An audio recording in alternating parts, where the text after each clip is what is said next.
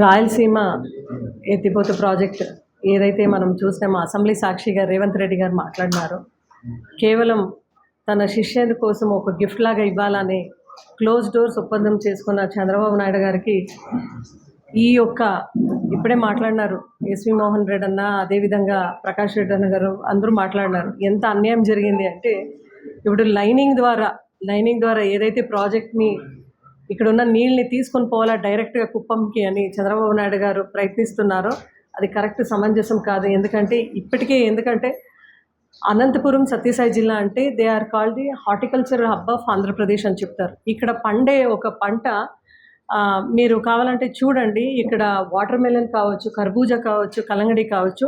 ఈరోజు కూడా స్పెషల్లీ ఈ మంత్లో, రంజాన్ మంత్లో పాకిస్తాన్ వరకు, మళ్ళీ ఆఫ్ఘనిస్తాన్ వరకు ఢిల్లీ మార్కెట్లో అంత పలకపడి ఉంది ఈ హార్టికల్చరల్ ఫ్రూట్స్కు. అలాంటి పలకపడి ఉన్న చోటలో ఇటువంటి ఒక అనంతపురం సత్యసాయి జిల్లాలో నీళ్లు మనకి ఇవ్వకుండా ఈ రాయలసీమ ప్రాజెక్ట్ అనేది మోసగించి మళ్ళీ మీరు ఇటువంటి ఒక చర్యలకు పాల్పడుతున్నారంటే రాబోయే రోజుల్లో ఖచ్చితంగా అనాథలైపోతారు ఇక్కడ ఉన్న ఫార్మర్స్ అందరూ కూడా.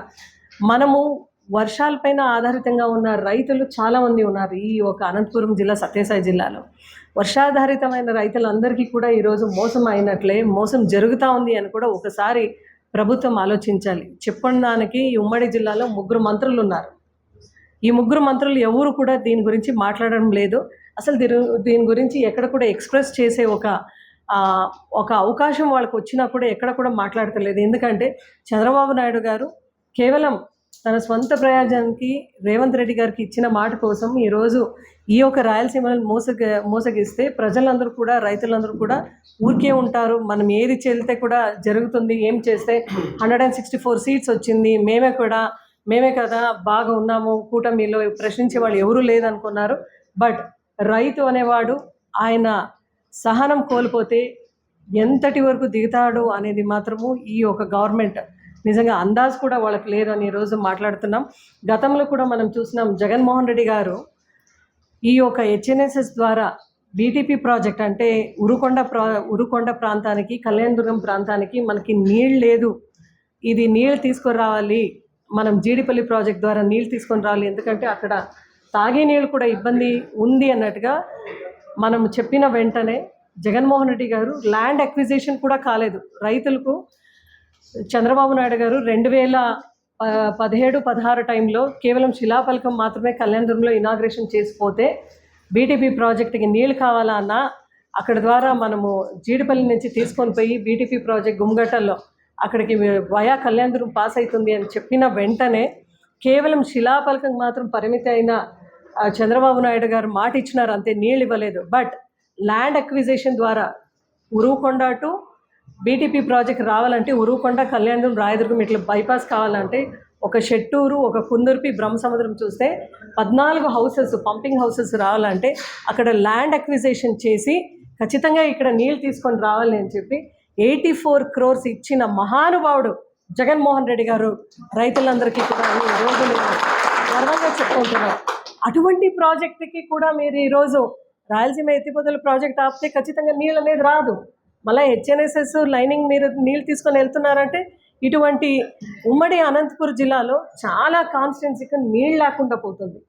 సో దయచేసి చంద్రబాబు నాయుడు గారు, కూటమి ప్రభుత్వంలో ఉన్న ప్రతి ఒక్కరికి కూడా ఈరోజు మేము విన్నవించుకుంటున్నాము, మీరు ఇటువంటి అంటే ఈ ప్రాజెక్ట్ని స్టాప్ చేసి పక్కన తెలంగాణ ముఖ్యమంత్రికి మీరు గిఫ్ట్గా ఇవ్వాలనుకుంటే ఖచ్చితంగా ఆంధ్రప్రదేశ్ రాష్ట్రంలో ఏ ఒక్కరు కూడా చూసుకొని ఊరుకోరు. రైతులు, ప్రజలందరూ కూడా, ఎందుకంటే మనము కడపలో మొన్న నంద్యాలలో చేసినాము ఈ ఒక ఉద్యమం చేస్తే నిజంగా మనము కేవలం ఒక 8 జిల్లాల వాళ్ళందరూ కూర్చొని చేసుకుంటామంటే స్వచ్ఛందంగా తరలొచ్చినారు ప్రజలు, మళ్ళీ రైతులందరూ. నీరు అనే విషయం వస్తే, నీటి విషయం వస్తే పార్టీల అతీతంగా రైతులు కథలు వస్తారు. ఎందుకంటే 3 పుట్ల అన్నం పెట్టే రైతు కదా, డెఫినెట్గా ఆయన కథలు వస్తాడు. మీకు ఎక్కడన్నా ఇప్పటికే మీరు ప్రజల్లో మీరు వెళ్తే కూటమిలో ఉండేవాళ్ళు ఏ ఒక్క ఎమ్మెల్యే కూడా ప్రజల్లో బాగా ఫ్రీడమ్గా తిరిగే లిబర్టీ కూడా వాళ్ళకి లేదు. ఎందుకంటే సూపర్ 6, సూపర్ 7 హామీలు అందరూ కూడా మైనస్ అయిపోయినారు. మహిళలకి ఏదో మీరు పెళ్ళి కాకుండా ఆడపిల్లలకి ఇంత ఇస్తాము, మళ్ళీ బీసీలకు ఇంత పెన్షన్ ఇస్తామని చెప్పినారు. మళ్ళీ మన అమ్మఒడిని జగన్మోహన్ రెడ్డి గారి డ్రీమ్ ప్రాజెక్ట్ని మీరు పేరు మార్చి మళ్ళీ తల్లికి వందనం అని పెట్టినారు. అది కూడా ఫస్ట్ ఇయర్ ఇవ్వలేకపోయినారు.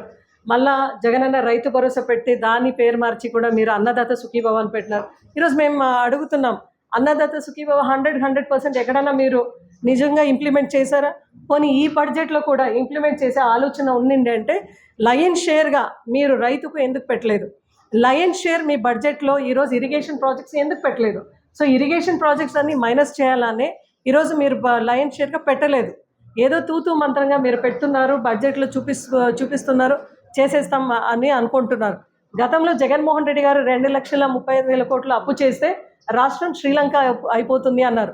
బట్ మీరు చెప్పిన రికార్డ్స్ ఎలక్షన్కు ముందరైతే మీరు చెప్పిన రికార్డ్స్ 11,000 కోట్లు అది ఇది అన్నారు.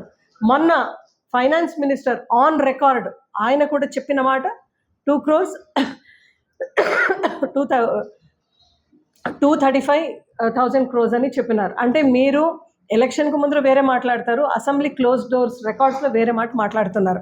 అయితే ప్రజలందరికీ కూడా మీరు చెప్పే మాట పసిగట్టినారు.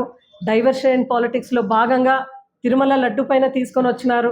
మళ్ళా వెంకటేశ్వర స్వామి కలియుగ ప్రత్యక్ష దైవం కూడా ఆయన స్పందించినాడు. యాక్చువల్లీ నిజంగా స్పందించేది సిట్ ద్వారా, సిబిఐ ద్వారా ఆయనే స్పందించినాడు. నా ప్రసాదముల గురించి మీరు మాట్లాడుతున్నారని ఆయనే ఇచ్చిన క్లియర్ స్టేట్మెంట్. ఇక్కడ జంతువులు కోలేదు, ఫిష్ ఆయిల్ కంటెంట్ లేదు, ఏదీ లేదు, బాగుంది లడ్డు, నో ఫ్యాట్ కంటెంట్ అని ఆయన చెప్పినారు. అది అయిన తర్వాత బాత్రూమ్ క్లీన్ చేసే కెమికల్స్ ఉంది అని చెప్పిన వెంటనే మళ్ళా కర్మ రిటర్న్స్ అనే విధంగా మనం ఈరోజు చూస్తే ఇందాపురంకి మీదే లింక్ అయింది. ఈరోజు మీకే కదా హెవీగా లాస్ అయ్యిండేది. సో ఎవరు కూడా దయచేసి హైందవ ధర్మాన్ని కాపాడుతాను, సనాతన ధర్మాన్ని నేను కాపాడుతాను అని చెప్పే పవన్ కళ్యాణ్ గారు శివరాత్రి రోజున శ్రీశైలం మల్లన్న సాక్షిగా శివమాల వేసుకొని పోయే వాళ్ళందరి పైన పోలీసు వాళ్ళు దాడి చేసి కేవలం నీళ్ళు అడిగిన దానికి, ఫుడ్ అడిగిన దానికి దాడి చేస్తే ఆ రోజు పవన్ కళ్యాణ్ గారు ఎందుకు మాట్లాడలేదండి మీరు? మళ్ళీ మీరు హిందూయిజం గురించి మాట్లాడతారు కదా, శ్రీకాళహస్తిలో కూడా దీక్ష చేసుకున్న శివమాల దీక్ష చేసుకున్న వాళ్ళందరి పైన కూడా పోలీసు వాళ్ళు లాఠీ చార్జ్ చేశారు కదా, ఆ రోజు మీరు మాట్లాడలేదు. తొక్కేస్లాట జరిగితే తిరుమలలో మీరు మాట్లాడలేదు. మళ్ళీ మీరు మాట్లాడే ప్రతి మాట కూడా మీకు ఎవరు కూడా ప్రజల భయం లేదు, ఎవరు అడిగేవాళ్ళు లేరు అని మీరు ఇష్టానుసారంగా మాట్లాడుతున్నారంటే ప్రజలైతే ఊరికే ఉండే పరిస్థితి లేదు. మేము సహించము కూడా. దయచేసి ఏడు కొండల వాడి గురించి మాట్లాడేటప్పుడు జాగ్రత్తగా మాట్లాడండి. మీరు ఎంత తవ్వుతున్నారో ఆ బావులో మీ విషమే కలుస్తూ ఉంది. ఎందుకంటే జియో గురించి మీరు మాట్లాడారు, 7 కొండల అంటే మాకు అంత నమ్మకం అని మీరు మాట్లాడినారు. గతంలో డాక్టర్ రాజశేఖర రెడ్డి గారు 2 కొండలు కాదు 7 కొండల అని 746 and 747 జియో ద్వారా డాక్టర్ రాజశేఖర రెడ్డి గారు లీగలైజ్ చేశారు. ఆయన తనయుడు అమెరికాలో అంటే టీటీడీ ఫండ్స్ ద్వారా అమెరికాలో, వైజాగ్లో, కాశ్మీర్లో ఫండ్స్ ఇచ్చి వెంకటేశ్వర స్వామి ఆలయం కట్టించిన మహానుభావుడు జగన్మోహన్ రెడ్డి గారు. ఎప్పుడు కూడా ఆయన ప్రసాదం తీసుకునాలన్నా కూడా దాన్ని ఎంత ధార్మికంగా అన్న బిహేవ్ చేస్తూ ఆ ప్రసాదం ఆ చెప్పులు కూడా తీసేసి ప్రసాదం తీసుకునే ఒక కార్యక్రమం అన్న చేస్తుంటారు. అంటే అంత బాగా జగన్మోహన్ రెడ్డి గారు ప్రతి ఒక్క ధర్మాన్ని గౌరవిస్తారు. మరీ ముఖ్యంగా హైందవ ధర్మానికి ఎప్పుడు కూడా 100% ఆయన తోడుగా ఉంటూ మమ్మల్ని నడిపించే కార్యక్రమం చేస్తున్నారు. దయచేసి రాజకీయం కోసము తిరుపతి తిరుమల లడ్డూలో మీరు అది మాట్లాడుతూ మళ్ళీ శ్రీశైల లడ్డూలో అని మీరు మాట్లాడితే మళ్ళీ కామెడియన్స్ అయిపోతారు. జనాలు మిమ్మల్ని నమ్మే పరిస్థితి ఉండదు. ఇప్పటికైనా బుద్ధి తెచ్చుకొని మీరు ఇప్పటికైనా ఈ ప్రాజెక్ట్స్ అన్ని పూర్తి చేసి మామూలుగా ఒక గవర్నమెంట్ ఏర్పాటైతే ప్రజలు ఆశించేది మంచి స్కూల్స్, మంచి హాస్పిటల్స్, మంచి రోడ్స్, ఇరిగేషన్ ప్రాజెక్ట్స్, ఇవన్నీ కూడా మీ సూపర్ 6, సూపర్ 7 ఎట్లో మీరు సరిగా పరిపూర్ణంగా చేయలేదు. కనీసం దీన్నైనా మీరు పరిపూర్ణంగా చేయాలని ఈరోజు ప్రజలందరి తరపున కూడా కడపలో పెద్ద ఎత్తున March 1 మనము దీని గురించి ఒక చర్చ సభ, ఒక వేదిక ఏర్పాటు చేసుకుంటున్నాం. దీనికి ప్రజలందరూ కూడా, రైతులందరూ కూడా వచ్చి మీ విచారధారణని అక్కడ మీరు కూడా అందరి ముందర కూడా మీరు కూడా చర్చించాలి. ఈ చర్చ ముఖాంతరం ఇప్పటికైనా చంద్రబాబు నాయుడు గారు మనసు మార్చే విధంగా మనం ఈ చర్చకి దారి తీస్తామని చెప్తూ అవకాశం ఇచ్చిన అందరూ కూడా మనస్పూర్వకంగా ధన్యవాదాలు తెలుపుతున్నాను.